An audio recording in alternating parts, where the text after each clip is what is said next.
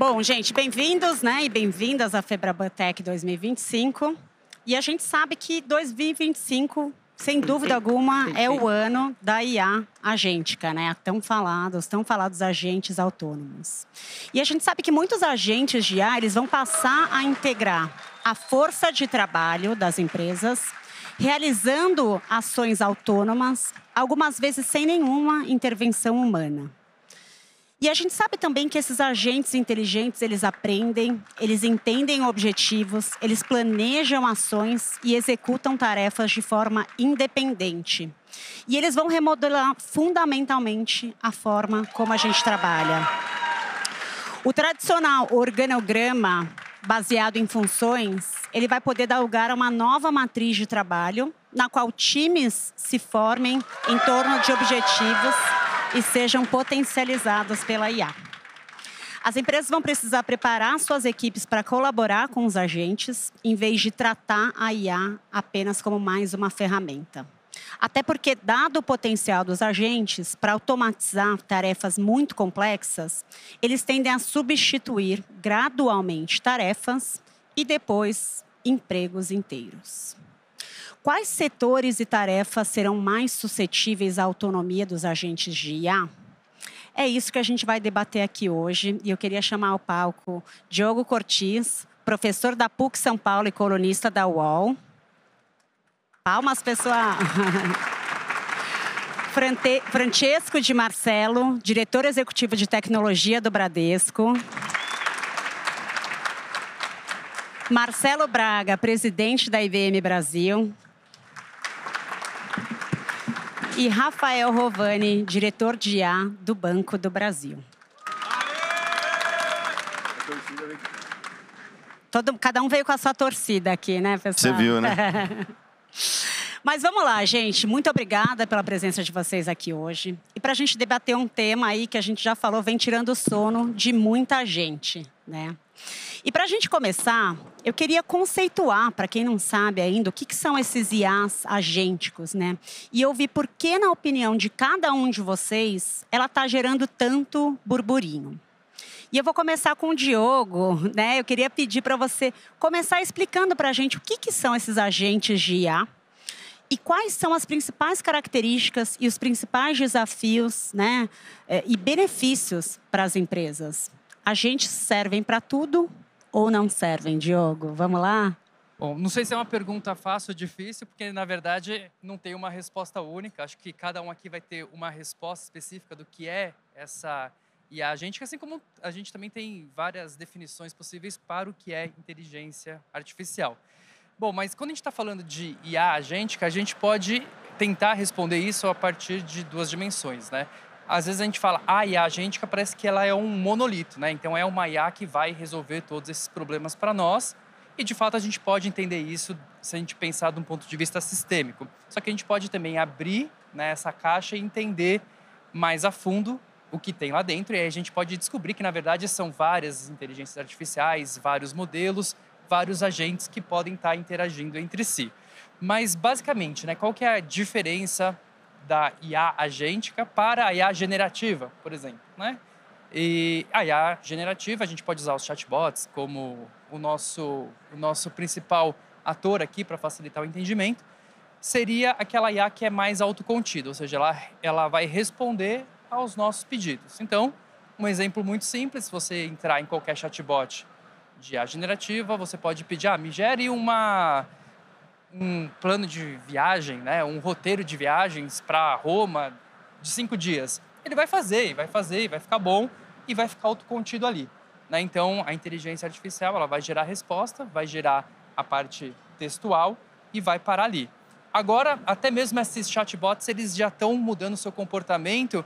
Não sei se vocês repararam, mas antes ele dava a resposta, parava ali, mas agora eles nos instigam a continuar a conversa, né? Então ele fala, você quer que eu faça mais alguma coisa, né? Então, se você pede um texto, ele sempre vai falar, você não quer que eu prepare uma versão para o LinkedIn? Né? Ele já vai começando a nos promptear também, né? Então, mas isso é a IA tradicional, o chatbot, ele vai responder ali. Com a IA agêntica, a palavra fundamental aqui é autonomia. Então, a gente dar mais autonomias para os agentes tomarem decisões. Então, a diferença dessa IA agêntica é que ela tem a possibilidade de observar o ambiente. Então, essa é uma função fundamental, né? Ela observa o ambiente de alguma forma, seja por meio de APIs, seja por meio de sensores, se a gente estiver falando de uma IA agêntica do mundo real, de robótica, e ela tem a capacidade de tomar ações. E essas ações, muitas vezes, de maneira autônoma, sem necessariamente muita intervenção do ser humano.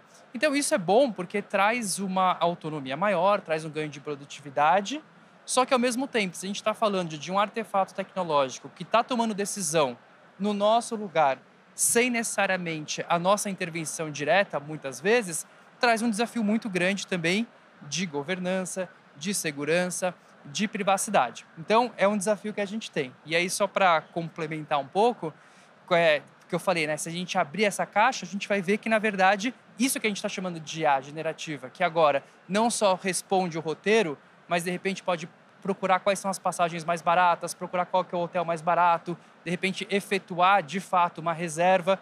A gente pode abrir essa caixa e ver que, na verdade, são muitos agentes, e esses muitos agentes utilizando esses LLMs, né, que são esses grandes modelos de linguagem, podem ser o mesmo ou podem ser diferentes. Então, por isso que é difícil definir, porque é uma combinação de possibilidades que vai depender da arquitetura de cada sistema, né? Mas traz um desafio grande de governança, com certeza. Acho que é o principal desafio que nós temos pela frente, né? Então, acho que, para conceitualizar, meus minutos iniciais. Muito obrigada, Diogo. E, para mim, acho que a palavra que mais marca é a ação, né, dentro dos agentes. A gente pensar que a ação, quando eu penso em um agente, é a palavra que mais diferencia para mim da IA generativa.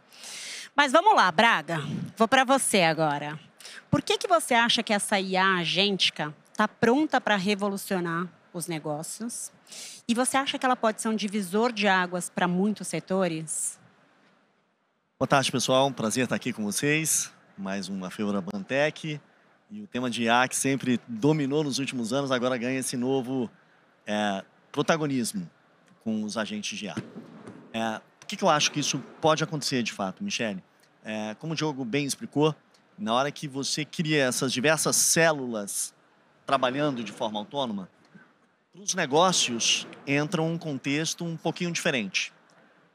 Se cada um pode criar um agente agora em alguns minutos, interagir com o sistema, interagir em linguagem natural, acessar alguma coisa, para os negócios você tem que orquestrar essa coisa toda. Como é que um processo das empresas pode ser repensado, por exemplo, vamos aproveitar o exemplo aqui da viagem. Dentro das empresas, elas têm normas de viagem. Você pode ficar nessa lista de hotéis, você tem que pegar um voo mais barato, com até 2 horas de diferença, tem diversas regras. Então, acho que o primeiro ponto é, na hora que você pega um agente que vai ser especialista em passagem aérea, o outro que vai olhar onde você pega o seu hotel, o outro vai olhar a sua logística. É melhor pegar um carro, é melhor ir de Uber, é melhor compartilhar alguma coisa. Como você soma esses agentes de forma orquestrada?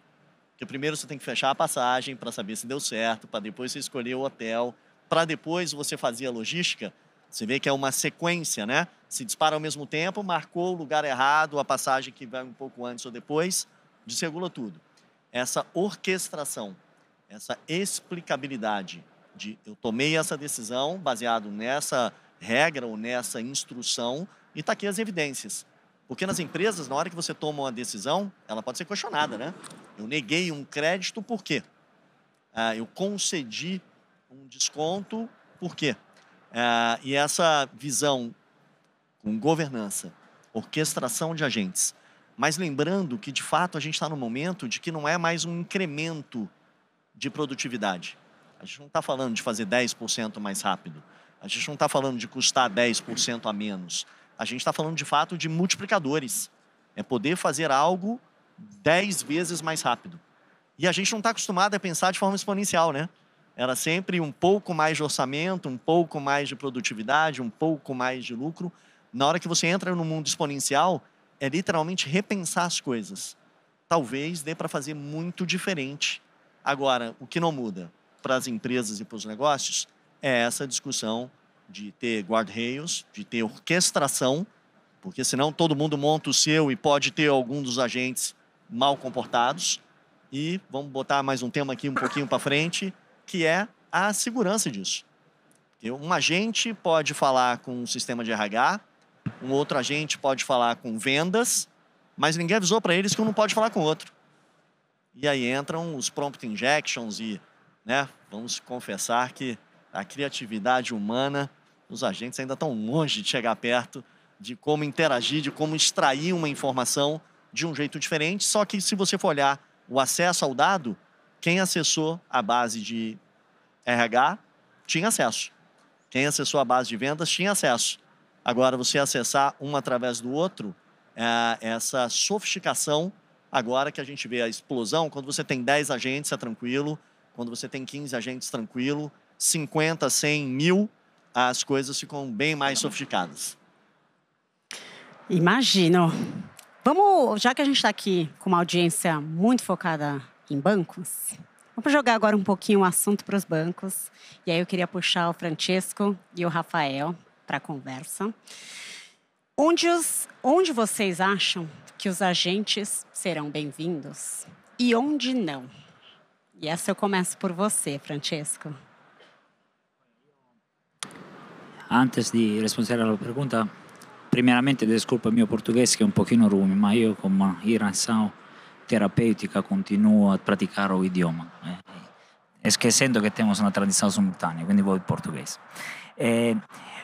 Per completare a fala do Braga aqui, e depois volto ao ponto, o che além di LLM, modello di linguaggio, Large Language Model, di una piattaforma di gestão e governanza e guardrail e maglia di controllo di che os agenti stanno facendo, perché a fin do dia un agente è un servizio tecnologico che a fronte di un obiettivo claro dato imposto, ele planeja, esecuta, si coordina, apprende, migliora e volta come un risultato, no? Essa è la cosa. O pedaço che sta faltando un framework per fare un framework di AI, che come nós no Bradesco stiamo pensando, ter una visão muito clara di onde você vai a aplicar ou proliferar a sua população de agentes. Nós temos 2.500 agentes no momento, distribuídos em praticamente todos os pedaços do nosso modelo operativo, mas em cada pedaço com uma pipeline clara de casos de impatto e di regra di priorizzazione che limita e direziona la proliferazione dei nostri agenti, perché proliferando os agentes, serviços automáticos de execução de tarefa coordenada ou menos, de jeito federado na organização, gera uma quantidade de agentes que prolifera de jeito exponenciais. Não, tranquilamente vai a 10.000 agentes, perché os casos con un turnaround di impatto molto rapido, con un investimento pequeño e con la possibilità di iterare molto facile e gera un appetito gigantesco no utenti di negozio. Fondamentalmente, per voltare alla pergunta, desculpa Zé. Imagina. Per rispondere alla pergunta nós estamos montando casos di agente e estamos tendo un successo molto rilevante in todos os pedaços do nosso modelo operacionais, fondamentalmente in 3 clusters, che è a nostra via cliente, via è Bradesco Intelligenza Artificiale, la nostra piattaforma proprietaria, via corporate, che sono processos internos, e via tech, che è disinvolvimento, supporto a desenvolvedores, cadeias, tutte le cose. La nostra limitação não é onde vamos a utilizar os serviços de agente, é como vamos a utilizar, porque a limitação é a fragilidade intrínseca da tecnologia. Explico che intendo come fragilidade. È una tarefa molto ben definita che ha un input e un output molto claro, la gente mata ela. O que se coordina, nós temos teams com product owners, com desenvolvedores, que são todos agentes, organizados e orquestrados per un umano per 20 agentes, che funzionano molto bene, ma sono tarifas molto chiare, modernista software, ottimizza una campagna di venda. Quando la tariffa è molto mais open-ended, è molto mais volatile, dipende di volatilidade, precisa di, o che nós falamos come common sense, no? di feelings, però dove temos ainda un rischio molto alto di allucinação ou di non risolução da tarefa di gesto corretto, perché è lì che la tecnologia ainda não é, na nossa visão, ainda mature enough. No? E você consegue dar um exemplo para a gente? Olha, a definição de uma estratégia. Você, sabe, você pode aumentar a capacidade di venda in una região verso un'altra. As variáveis são... Você pode, nessa situação, a nossa preferência é... temos um slogan que é Human Augmented by Agents, que você utiliza come un provedor di insights o agente di você, ma non gera. È intelligenza artificiale non generativa. A generação è ainda con marco e timbro umano, perché la complessità dell'impatto della decisione può essere assim di grande impatto che miglior tem esperienza e conhecimento di mercato baseato in intelligenza umana che ainda è aumentata, ma non sostituita dall'intelligenza artificiale. No? Muito bom. Ma o Banco do E Brasil você, acho Rafa? que tem também a sua você? visão. Banco do Brasil, Rafa. Bom, primeiro, obrigado pela oportunidade de estar aqui. Do lado do Braga, num tema que eu queria fazer coro aqui com ele, que para mim, primeiro que os agentes eles têm que ser bem-vindos em todas as áreas do banco. A gente não pode escolher uma área, até porque a gente não vai escolher. Já está aí, vai ser aplicado, né? Eu brinco no banco que você não escolhe algo que está dado. Você adota. Mas para adotar, você precisa, de fato, de uma governança, uma plataforma que deixe os dados prontos para esse uso dessa IA.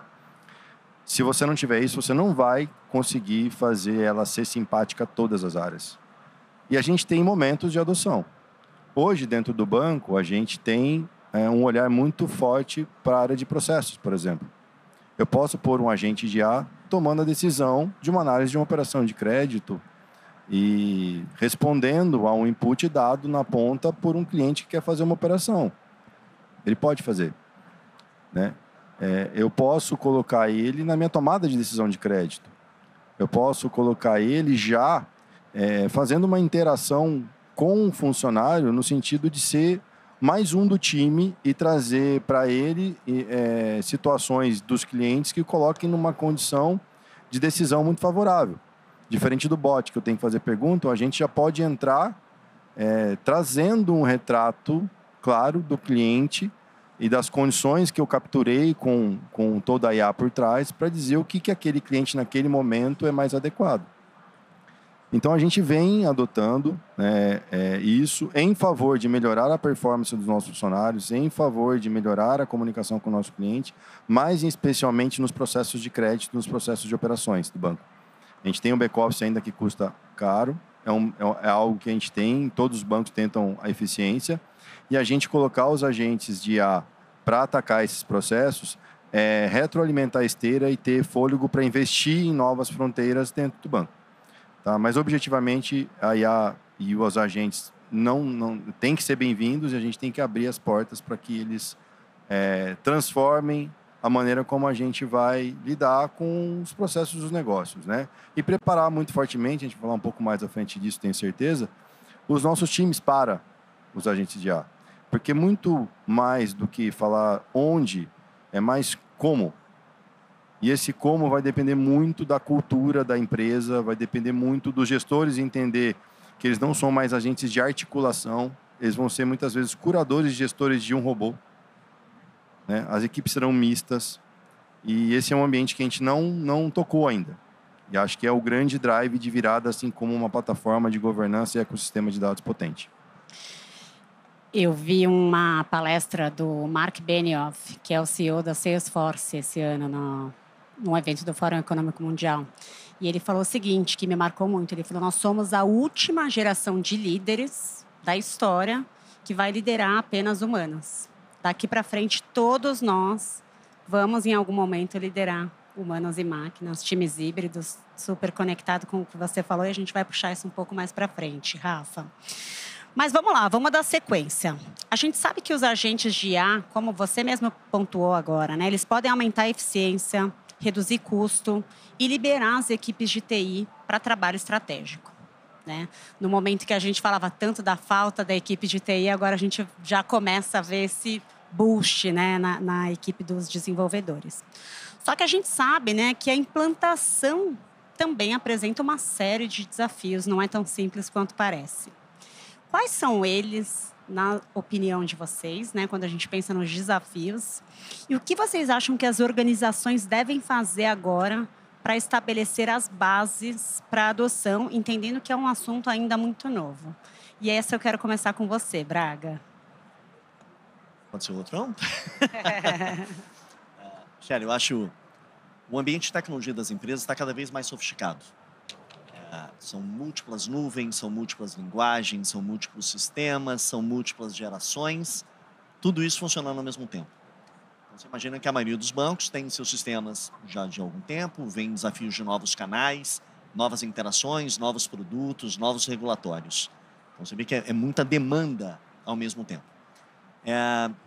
Especialistas em IA são especialistas de novidade, são coisas muito recentes.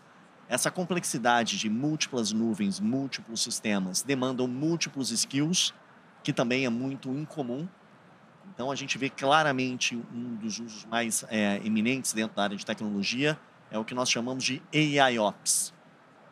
Como é que cada vez mais a gente automatiza tarefas para que você mitigue erros, para que você previna falhas ou previna coisas que poderiam trazer indisponibilidade nos sistemas e tome decisões automáticas. Isso pode ser desde operação, então você automatiza patches, você automatiza, um file system está lotado, ele já expandiu o file system. Agora, quando você vai para a nuvem, um ambiente sobredimensionado significa custo.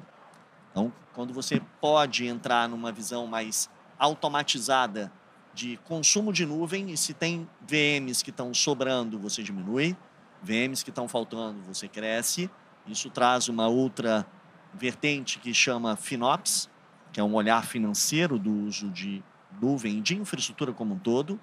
A maioria dos bancos tem ambientes híbridos, então tem coisas dentro de casa, tem coisas nas nuvens, e a gente vê muito essa possibilidade de, ao colocar mais automação, ao trazer agentes que ajude os operadores, seja para automatizar, seja para tirar dúvidas, de um jeito que era antigamente, vamos achar na internet como fazer, vamos entrar num fórum para ver se alguém fez, vamos perguntar para o coleguinha do lado o que ele está fazendo.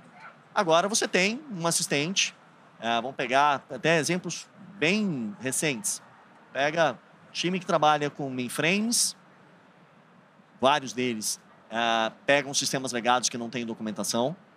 Então, como é que você usa uma IA para documentar os sistemas, para identificar interdependências, para modernizar esse código, mas que tenha um assistente do seu lado que tenha a experiência de todos os chamados dos últimos 15 anos e está acontecendo uma situação, você consiga fazer uma pergunta e interagir, porque ele conhece o seu ambiente no mais genérico. Então, essa visão também de como você conecta esses assistentes e a IA ao seu ambiente, à sua plataforma, aos seus sistemas, para ser muito preciso na resposta. Aqui todos sabemos, né, que assim, um minuto parado de alguns dos bancos que estão aqui é um prejuízo imenso. É uma insatisfação muito grande. Várias vezes o regulatório é muito pesado. Então a gente vê muito essa automação, essa assistência e essa forma de trabalhar esses ambientes híbridos, sejam em tecnologia, sejam em pessoas, de uma forma super potencializada aqui pela IA. Que legal. E você, Rafael, falando um pouco dos desafios, vocês já estão trabalhando com os agentes no banco. Quais foram os maiores desafios hoje para vocês? Ainda são, né? Ainda são. E sempre serão. Excelente. Ainda são e sempre serão os desafios, né? Eles só vão mudando a cada dia. Quando a gente acha que a gente começou a entender a IA generativa, vem os agentes. Então, acho que esse é constante. Mas acho que tem 3 alicerces básicos. Vou entrar no nível de profundidade técnica, o Braga já trouxe isso, mas uma arquitetura de TI organizada para entender a dinâmica de consumo, entender como os agentes de IA, de TI, vão me ajudar a ter mais braços de desenvolvimento, como essas equipes vão se comportar, o que elas vão consumir, como eu vou ligar esses agentes com os meus seniors, que eu tenho seniors que conhecem do meu ambiente e que os agentes, no primeiro momento, não vão conseguir ter esse histórico. Então, uma arquitetura de TI robusta, nuvem, mainframe, híbrido, a gente trabalha muito com essa mescla. Ela é fundamental, e a gente saber como lidar com esses novos funcionários que a gente está ganhando com os agentes na área de TI. Então, uma arquitetura robusta é um primeiro ponto. Um segundo ponto é um ecossistema de dados governado, bem governado, para que sejam os agentes de TI ou sejam os agentes que estão mais na ponta do negócio, a gente consiga fazer a orquestração e consiga perceber o movimento de conexão de um com o outro, porque eles vão se conectar, os vários agentes vão se conectar. É como o Braga disse, enquanto eu estou só colocando numa área e não conversa com a outra, ok. Mas esses agentes, em alguns momentos, eles vão conversar. Um agente de crédito, ele vai buscar a área de risco, ele vai buscar a área de operações, ele vai buscar a área de clientes. Ele vai começar a ser transversal, ele vai começar a ser orquestrado de uma forma múltipla e em tempo real.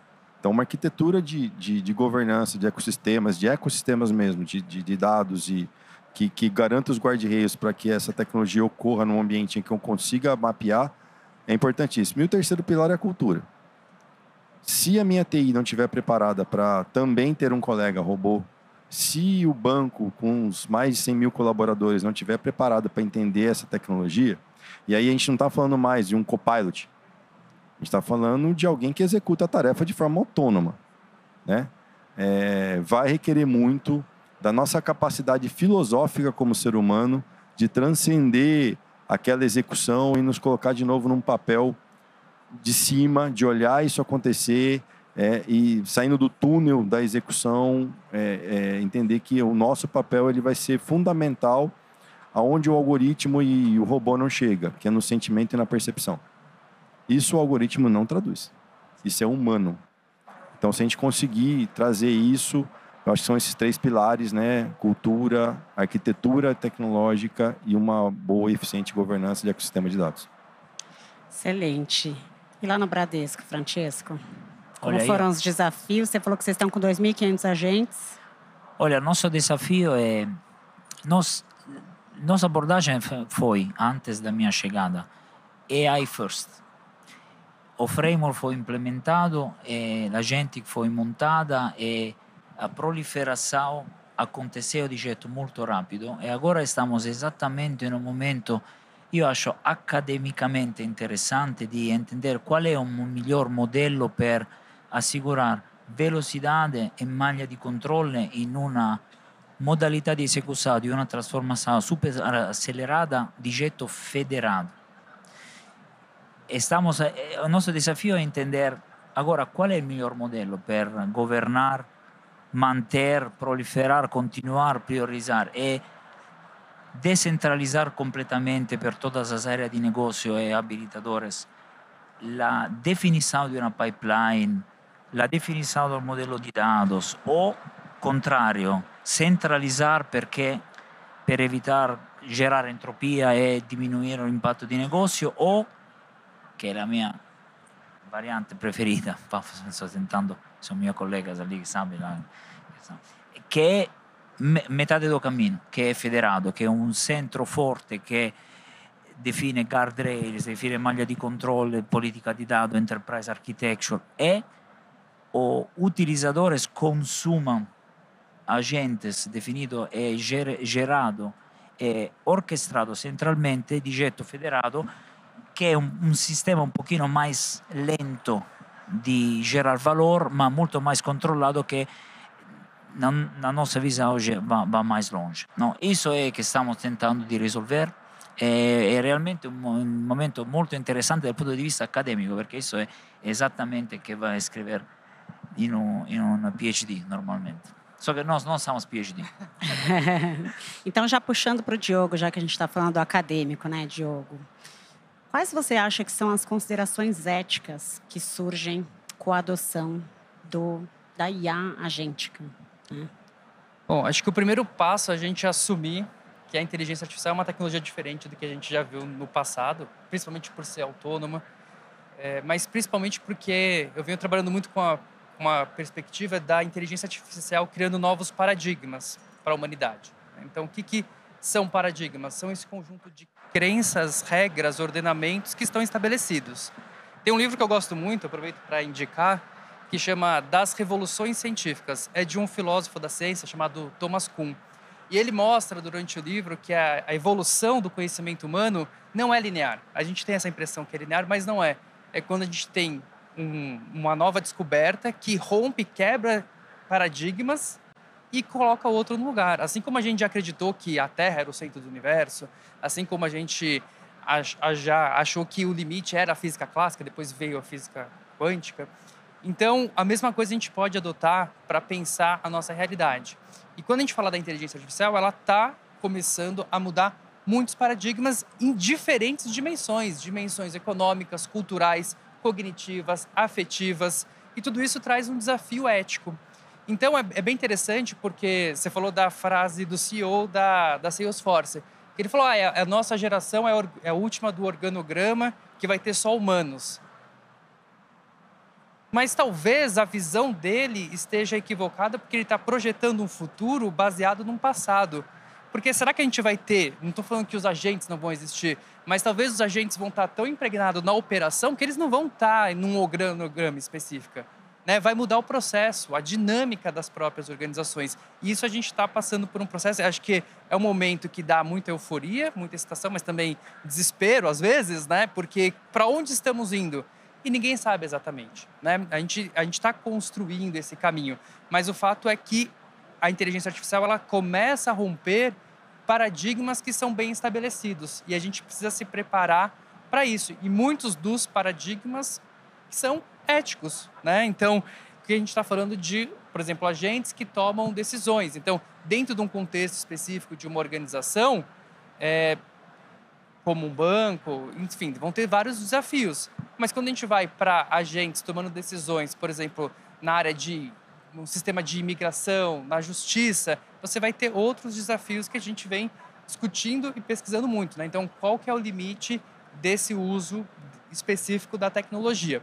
E quando a gente fala, isso a gente estava discutindo, né? Eu participei de várias audiências no Senado por conta do projeto de lei de regulação de inteligência artificial, né? E agora também começando os debates na Câmara, a gente traz muito isso, né? Como que a gente vai definir esses limites? E a gente estava discutindo muito isso, e acho que colocaram isso, olhando... A gente começou essa discussão antes da IA generativa, veio a IA generativa, né? Adicionou mais uma camada de complexidade, porque agora é uma IA que cria coisas. Antes a gente estava falando da IA preditiva, que classificava, previa valores, fazia agrupamentos. Agora a gente começa a falar de uma IA que cria coisas. E agora, na IA agêntica, a gente está falando de IAs que tomam ações por nós, né? Então, é, de fato, um novo mundo que a gente vai ter que pensar e repensar todos esses paradigmas em tantas diferentes dimensões que, assim, a gente vai ter que se preparar como humanidade, mas vai levar um tempo, porque é um processo de adoção. A gente é muito ruim de prever a tecnologia com exatidão, né? Eu gosto muito de uma imagem que eu uso, que é um print de uma revista de 98. E é uma entrevista com o Paul Krugman. Paul Krugman é um prêmio Nobel em Economia. Em 98 ele já era prêmio Nobel em Economia, estudando muito o impacto da tecnologia. E ele falou em 98, vocês vão ver, em 2005 vai ficar claro que o impacto da internet para a produtividade econômica não vai ser maior do que as máquinas de fax. Falou isso, o prêmio Nobel em Economia. E aí, eu estou trazendo esse exemplo porque ele está certo ou ele está errado, né? Respondendo de uma maneira muito óbvia, parece que ele está errado. Mas é porque talvez a gente esteja entendendo essa tecnologia da internet de uma maneira errada. Porque o que a internet trouxe de produtividade? A internet, de fato, como infraestrutura, muito pouco. Mas o que importa é o que ela habilitou de inovação e de mudanças de paradigma. Ou seja, ela é uma tecnologia que academicamente a gente coloca, é uma tecnologia que entra numa caixinha específica, que é a GPT, General Purpose Technology. É uma tecnologia de propósito geral, que ela é muito mais disruptiva porque ela vai criando inovações em cima dela. E eu acredito que com a IA é a mesma coisa. Eu já vejo a IA como uma tecnologia de propósito geral, que a gente vai conseguir criar tantas coisas que a gente ainda não consegue antecipar. Assim como o Paul Krugman, em 98, não antecipou que um dia ele ia apertar um botão na casa dele e ia chegar comida. Né? Ou ele ia apertar um botão e ia chegar um carro para buscar ele para levar para o New York Times. Né? Então, eu vejo a inteligência artificial nesse mesmo patamar. Mais uma GPT, então, vindo aí. Dizem que até não só a IA, mas temos outras potenciais tecnologias de propósito geral. Mas vamos lá. Você falou de rever paradigmas, que sem dúvida alguma a gente vai precisar. O Rafa tinha falado de pessoas, né? O papel dos humanos. A gente está falando aqui muito dos agentes, dos robôs, mas tem a cultura de como é que a gente vai capacitar os nossos profissionais no mundo, que vai ser tão diferente que a gente nem consegue ainda, muitas vezes, prever. E, para isso, quando a gente pensa em capitalizar essas oportunidades da IA agêntica e, ao mesmo tempo, mitigar os riscos, vai ser preciso, sem dúvida alguma, a gente rever os fluxos de trabalho. Né? Repensar como a gente vai capacitar os funcionários e em como a gente estrutura as tomadas de decisão. Né? Então, como que a gente pode avaliar a prontidão da força de trabalho para a IA agêntica e quais, né, na opinião de vocês aqui, são as habilidades que os funcionários vão precisar ter num mundo tão novo? E esse eu queria começar com você, Rafa. Bacana. E aqui é legal porque hoje eu estava fazendo um balanço da minha jornada de 2 anos aí à frente da Unidade de Inteligência Artificial Analítica, completo agora em julho, 2 anos à frente dessa estrutura no banco. E como é bom poder ter olhado para trás e ver que a gente investiu no caminho correto. Sem saber, você colocou muito bem, a gente não sabe o que vai acontecer. É imprevisível todo o potencial que tudo isso que a gente está vivendo tem de transformar cada vez mais as nossas vidas, as nossas relações e o trabalho. Mas uma coisa ela é certa, eu tenho que controlar, eu tenho que minimamente tentar controlar, e a gente optou por um modelo centralmente distribuído de governança, que nos dá as rédeas das decisões de acesso, mas também permite que as áreas usem tudo que a gente tem, porque é isso que a gente tem que fazer. E isso é calibrado a cada momento, e esse momento a gente está no momento também de revisitar essa estrutura, mas a gente investiu e ela está pronta, e a gente investiu muito em governança. E por que eu comecei falando desses 2 processos antes de pessoas? Porque agora eu tenho tranquilidade de evoluir com a capacitação do uso, né? Porque eu vou ter ambientes onde eu consigo governar, eu consigo acompanhar a adoção e a utilização de forma correta, sem ferir os princípios, políticas e diretrizes. Lá no banco a gente talvez foi um dos pioneiros a ter uma política para uso de dados e modelos com IA. Diretrizes que fazem parte da declaração ética do funcionário, inclusive. A gente está num fórum discutindo com as estatais toda essa questão política que vem por aí de regulação. Então, a gente investiu muito nessa base.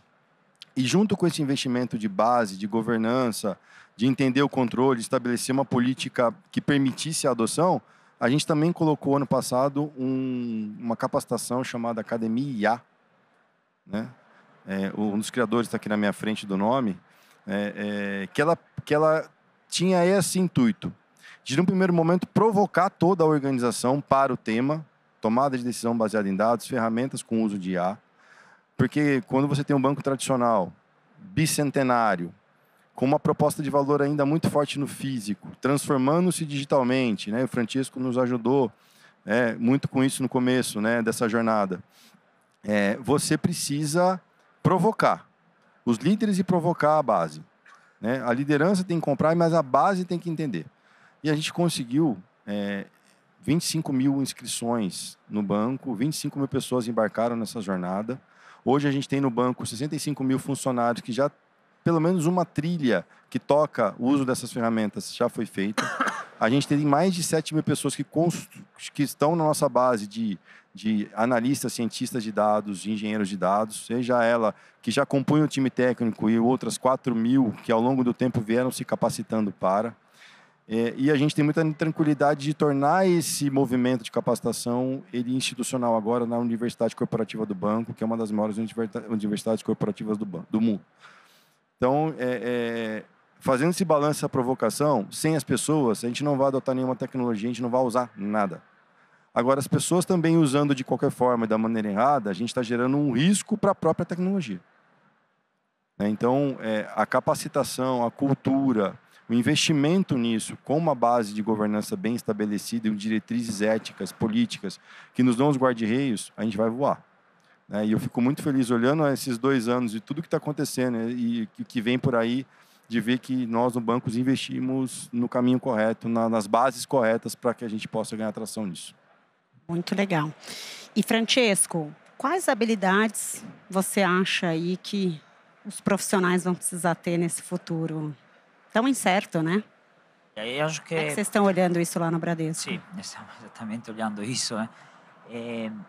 Eu acho que são dois pontos que precisa ter na cabeça quando você monta a força de trabalho do futuro, que vai ser uma força de trabalho que vai ser, como começou, acho que o Braga começou a falar no começo da sessão, que vai ser uma força de trabalho que é muito mais líder de times híbridos, de humanos e não humanos, que é especialista de área específica, no? di desenvolvimento, per esempio. No? È un shift di paradigma molto alto. La prima cosa che... E isso é o primeiro ponto. O segundo ponto é que dove estamos atuando di getto, acho que com resultados, o primeiro resultado já bons é uma hiperdemocratização dos tools, porque isso é uma disrupção. A disrupção precisa abraçar. E nós, per esempio, come o Marcelo Noronha estava falando na apertura hoje, abrimos o ChatGPT, o Copilot per todos os nossos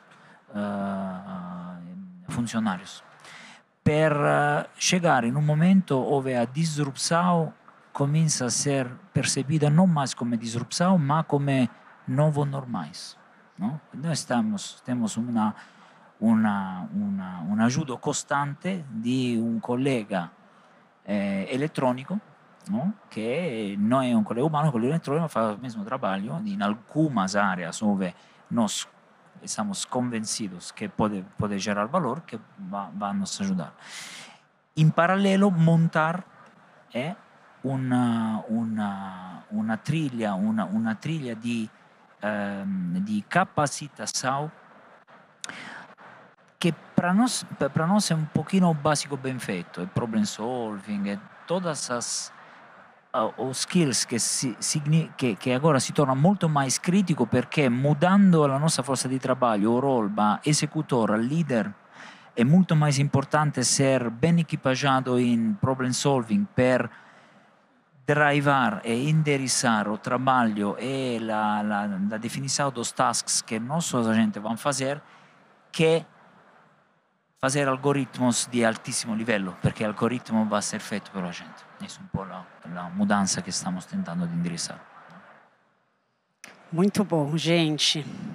Agora eu vou puxar o Braga aqui para uma pergunta. Se a gente está falando que a habilidade dos profissionais vai precisar mudar e, obviamente, isso impacta a liderança. Né? Quando a gente olha para a liderança, você acha hoje que os líderes eles já estão prontos para aproveitar todo esse potencial da IA agêntica? Ou você vê que o hype ainda é maior do que a disposição para a promoção das mudanças necessárias? E você, à frente da IBM, deve ver muito isso no dia a dia com uma série de clientes, né? Como é que você tem visto isso, Braga? Acho que esse é um excelente ponto, Michele, porque... Só complementar um pouquinho a sua pergunta anterior. Por favor. Eu acho que tem duas coisas que são fundamentais. Primeiro é ter curiosidade no mundo que a gente está vivendo hoje. Não vai haver tempo para uma empresa criar uma trilha, exigir que os funcionários façam um curso, porque tudo que é obrigado, você não aprende direito, você cumpre, você dá um check. É diferente de você olhar e falar assim, como é que isso funciona? Deixa eu olhar. Deixa eu querer aprender. Na hora que você quer aprender, é completamente distinto de você ser obrigado a fazer um curso. E eu acho que a gente está exatamente no momento de que, se as pessoas tiverem curiosidade para aprender, as distâncias hoje são curtas. Você não tem gente com 20 anos de experiência em IA generativa. Se você deixar para fazer isso daqui a 1 ano e meio, o tempo vira exponencial também. Os 6 meses do passado, 1 ano do passado, agora se multiplicam.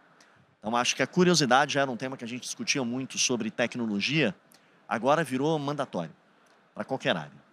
O segundo ponto que o Francesco trouxe também, que é uma discussão da hiperdemocratização das ferramentas. Antes era só empresa grande, com muito orçamento, tinha acesso a uma série de tecnologias.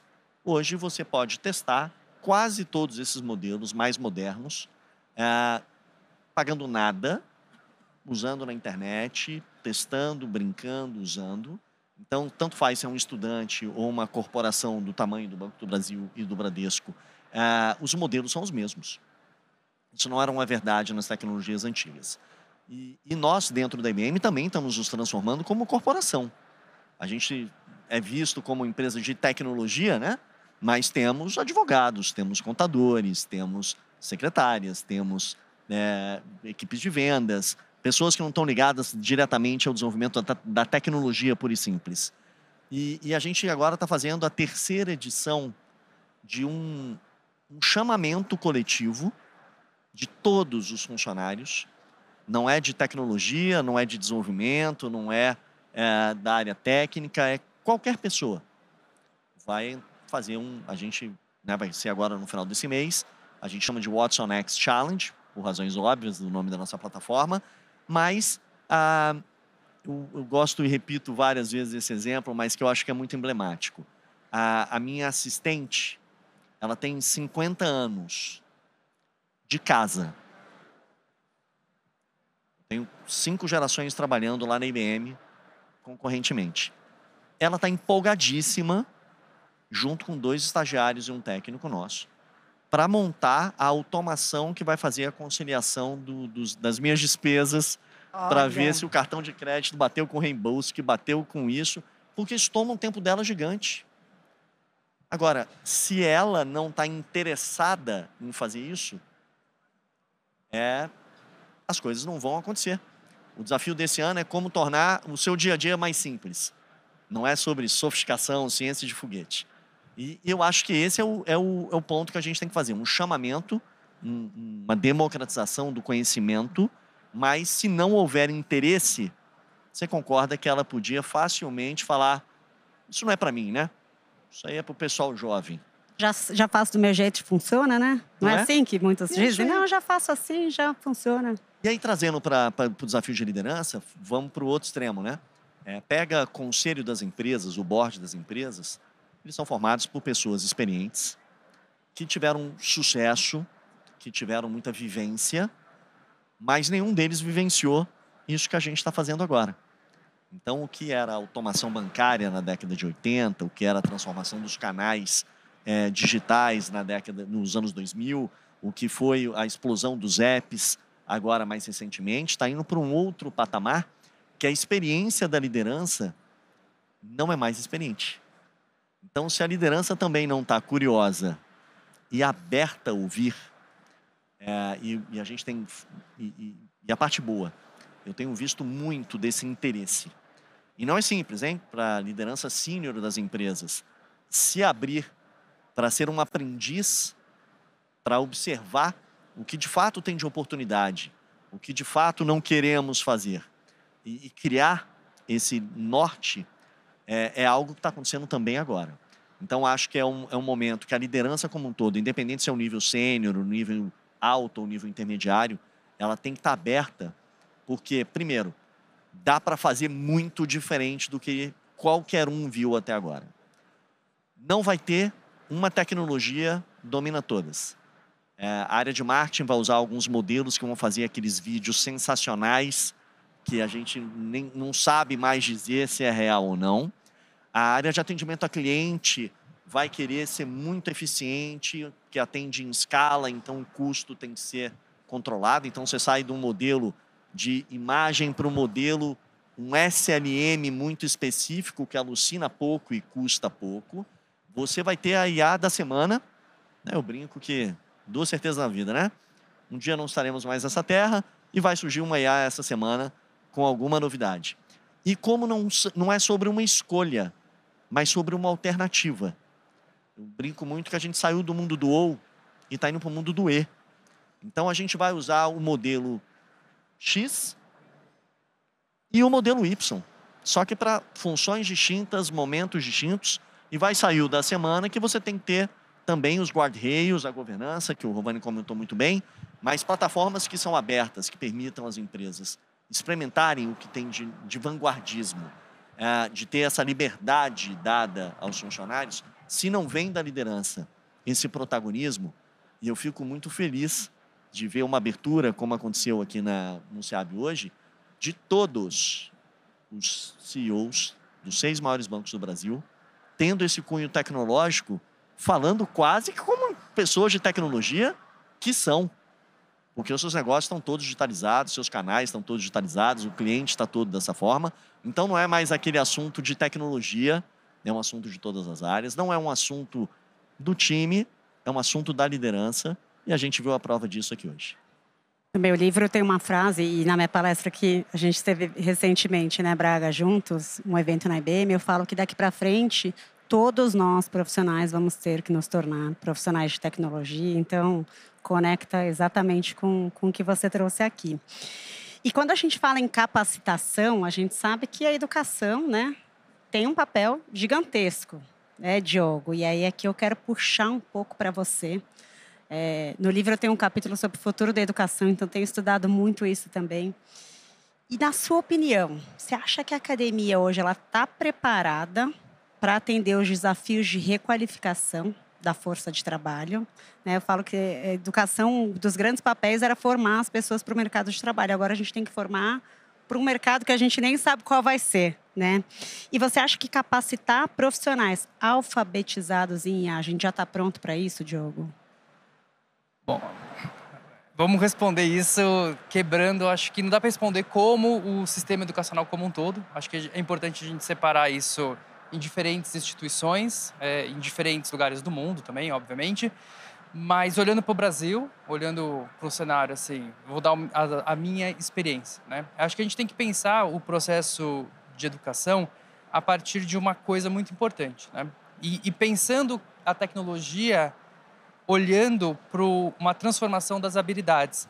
E quando a gente fala das habilidades, é importante, a gente tem, né, uma teoria que fala das habilidades que são essenciais, são aquelas habilidades que não adianta. Se a gente terceirizar para a máquina, a gente vai ficar simplesmente mais burro, né? É isso. Não tem outro, não dá para passar pano, entendeu? Então essas são as habilidades que são essenciais. E tem as habilidades que são acidentais, que a gente precisou desenvolver porque não tinha nada que pudesse fazer para nós, mas agora tem. Então, por exemplo, a habilidade de escrita, de leitura, é uma habilidade que é essencial, é fundamental. Por quê? A gente está falando da linguagem, né? Então, e esse é o maior desafio que a gente tem. Porque muitas vezes a gente discute, a inteligência artificial é inteligente ou não, fica essa discussão, né? Muitas vezes. E isso nem importa para mim nesse momento, porque só o fato dessa inteligência artificial que a gente está falando hoje processar a linguagem, não estou falando que processa neurologicamente parecido com o ser humano, mas entende o que a gente fala, produz conteúdos que a gente pede, já é uma mudança radical, porque a linguagem sempre é a forma como a gente organiza nossos pensamentos, é a função cognitiva humana mais importante e sempre foi o que nos separou de outras espécies. Simples assim. Só que agora a gente criou um artefato que também domina a linguagem. Então, olha que mundo novo que a gente está vivendo. E isso vai mudar diferentes habilidades que a gente precisa desenvolver. Só que o maior desafio que a gente tem hoje, e várias pesquisas mostram isso, está exatamente no senso crítico do uso da tecnologia. Tem um artigo muito bom que foi publicado pela Microsoft junto com a Carnegie Mellon. A Carnegie Mellon University é uma das principais universidades na área de pesquisa e interação humano-computador, e eles publicaram esse artigo na conferência CHI, que é a Computer Human Interaction, que é a principal conferência acadêmica do tópico, eu participo anualmente, então assim, é incrível. E eles mostraram, fizeram várias experiências, viram, conforme as pessoas começam a usar mais sem senso crítico, elas vão perdendo cada vez mais o senso crítico. Então é uma coisa que se retroalimenta. Então, quando a gente fala, né, do uso da tecnologia, a gente precisa levar isso para a área da educação, obviamente, a gente precisa levar isso, só que também a gente não pode deixar de prestar atenção em coisas que são fundamentais. E eu vou trazer um elemento aqui, só para não me estender muito, na PUC, né, e eu vou trazer um exemplo da PUC em si, a gente passou por um processo de transformação já há uns 10, 12 anos, e a gente começou a adotar metodologias de ensino baseado em projetos.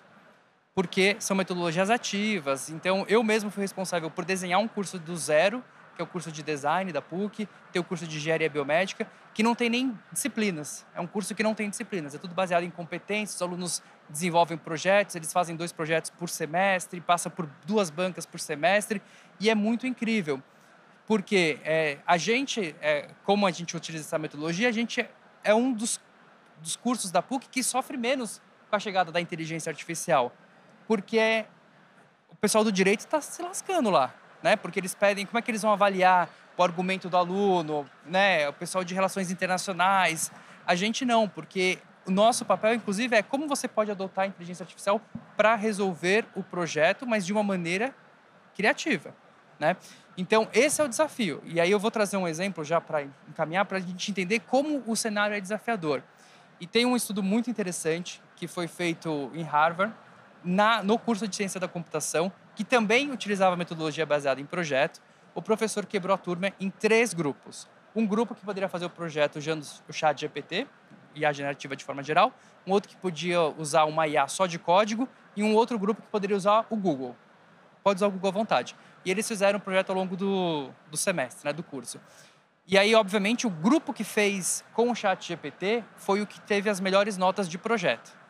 Seguido do pessoal com IA de código, seguido do Google. Né, todos foram aprovados ali. Só que depois de 2 semanas, eles fizeram uma avaliação de retenção de conhecimento. E o que aconteceu? Todos os alunos do grupo do ChatGPT reprovaram. Reprovaram, eles não aprenderam nada. Eles fizeram o melhor projeto, mas eles não precisaram raciocinar em cima do pessoal do Google. O pessoal do Google tinha que ler as coisas, interpretar, e com isso você vai desenvolvendo a capacidade cognitiva. Então, o que eu estou querendo trazer aqui é que, sim, a educação ela precisa adotar essas tecnologias, mas de uma forma com sabedoria também. Porque não dá para comprar o discurso direto de que a educação precisa ser transformada radicalmente. Não, em algum momento a gente viu isso quando a gente começou a adotar ensino baseado em projeto, que apesar de ser metodologia ativa, a gente precisava de alguns momentos de ter uma aula clássica, sabe? Do professor falando, discutindo com os alunos, trazendo informação. Então, assim, é justamente encontrar esses pontos de equilíbrio, porque a inteligência artificial ela pode, sim, trazer muitos benefícios para o processo educacional. A gente precisa requalificar não só a nossa força de trabalho, inclusive esse é um assunto principal que está no Plano Brasileiro de Inteligência Artificial, que é essa requalificação do corpo nossa workforce, né, da nossa força de trabalho no Brasil. Mas quando a gente olha para a educação, a gente tem que encontrar qual que é o limite do uso da tecnologia para a gente tirar o proveito dela e não para acontecer o que aconteceu, por exemplo, nessa experiência em Harvard, né? Então, a gente também está, assim como o mercado de trabalho está entendendo esse processo, a educação também. Só que a gente tem que ser mais rápido, né? Porque a gente tem que justamente ajudar o mercado a ter respostas sobre isso. Muito legal. Bom, pessoal, a gente está chegando ao final do painel. E junto com as considerações finais, eu queria ouvir de vocês, né, de cada um, de uma forma bem objetiva, que a gente acabou aqui o tempo já, um conselho para quem ainda não traçou a sua estratégia de IA agêntica. E vamos começar por você, Francesca. O conselho é não improvvisa, perché è una cosa che sta chegando per ficar.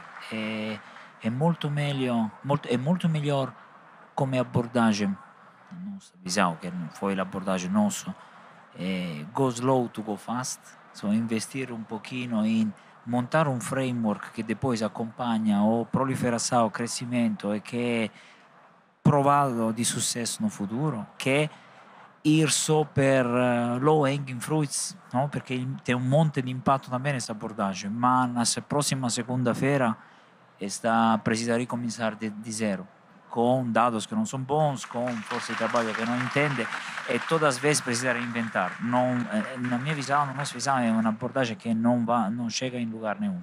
Não? Isso é uma única coisa. E você, Braga?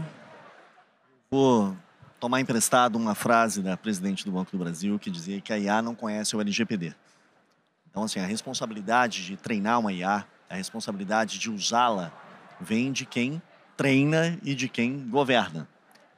Então, acho que aqui que é tudo muito simples, tudo parece muito mágico e realmente é uma disrupção. Mas, quando você está falando de IA para negócios, que é o fórum aqui que a gente está, IA para negócios requer esse tipo de cuidado. De vai acessar para quê, com que finalidade, durante quanto tempo. O segundo ponto é, quanto mais abertas as tecnologias vão permitir as empresas serem à prova de futuro, serem future-proof, porque a IA, que hoje é fantástica, pode não ser a mais eficiente amanhã, pode não ser a mais inovadora. Então, se você está ali no lock-in de alguma plataforma, eu acho que pode ser simples agora, pode ser um problema depois. Então, esse olhar de plataformas abertas e governança de dados formam a base de muito que a gente comentou aqui. Tanto de guardrails de segurança, quanto de garantir mitigação de riscos, quanto de você estar aberto para estar vanguardista no que vem pela frente. E vem muita coisa pela frente. E você, Rafa? Desenhe uma boa estratégia, junto com todas as áreas. Declare ao board a ambição. Provoque as pessoas a curiosidade do uso. E lembre-se que isso não é uma corrida maluca, é uma realidade. Ela está aí e a gente vai lidar com ela todo dia. Eu acho que você tendo um planejamento, você tendo um senso de autoconsciência da empresa, de onde ela está e onde ela quer ir, isso estando acordado e declarado, e as pessoas sendo curiosas e você adotando com governança, a gente não vai concorrer em nada. A gente vai adotar porque está aí e tem que usar. Diogo? Eu vou pegando que o Braga colocou de future-proof, né, e também da questão da criatividade. Há umas 2 semanas atrás eu escrevi um texto para o UOL que chamava assim, por que precisamos imaginar futuros esquisitos com a inteligência artificial? E porque assim, é tão imprevisível e pode acontecer tanta coisa, e os desdobramentos podem ser de diferentes formas, que eu acho que esse pensamento de um olhar de design especulativo, de futurismo, de pensar caminhos que são possíveis, pode nos preparar para esse futuro que a gente não sabe exatamente como é e é muito difícil prever. Então, acho que nesse momento, acho que é um momento oportuno para a gente imaginar, pensar, especular sobre esses futuros e pensar que tipo de inteligência artificial que a gente quer, que seja ética, responsável e que a gente tenha uma inovação que traga produtividade, mas ao mesmo tempo com respeito aos direitos humanos. Então, é isso que eu penso. Excelente. Que aula, hein, gente? Obrigada e boa tarde para vocês.